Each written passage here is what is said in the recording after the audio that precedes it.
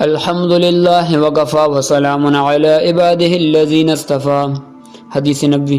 قال رسول اللہ صلی اللہ علیہ وسلم طلب العلم فریضۃ علی کل مسلم، علم حاصل کرنا ہر مسلمان پر فرض ہے۔ طلب علم سے کیا مراد ہے؟ اس کے تعین میں علماء کا اختلاف ہے۔ بعض علماء فرماتے ہیں کہ اتنا علم مراد ہے کہ جس سے کے بغیر آدمی نہ فرائض ادا کر سکے اور نہ ہی حرام سے بچ سکے، یہ دین ہی کے علم سے ہوگا تو مراد دین ہی کا علم ہے۔ بعض علماء فرماتے ہیں کہ علم مراد ہے جس کی ضرورت انسان کو بالفور ہو۔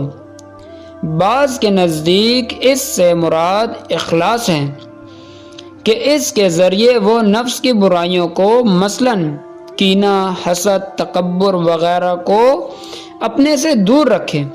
نیز اس کا علم بھی ضروری ہے کہ جس سے اعمال فاسد ہو جاتے ہیں۔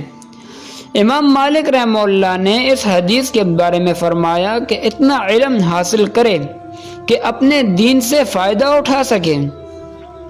حسن بن الربیع رحمہ اللہ نے جب عبداللہ ابن مبارک رحمہ اللہ سے اس حدیث کے بارے میں سوال کیا تو انہوں نے فرمایا، جب آدمی کو دین کی کسی بات میں شک ہو تو اب اس پر فرض ہے کہ سوال کر کے اس شک کو دور کر لے۔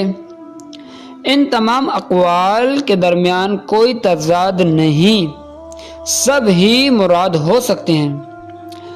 اللہ تبارک و تعالی ہمارے علم میں برکت عطا فرمائے اور ہمارے دلوں میں علم کو حاصل کرنے کا جذبہ پیدا فرمائے۔ وآخر دعوانا ان الحمد للہ رب العالمین۔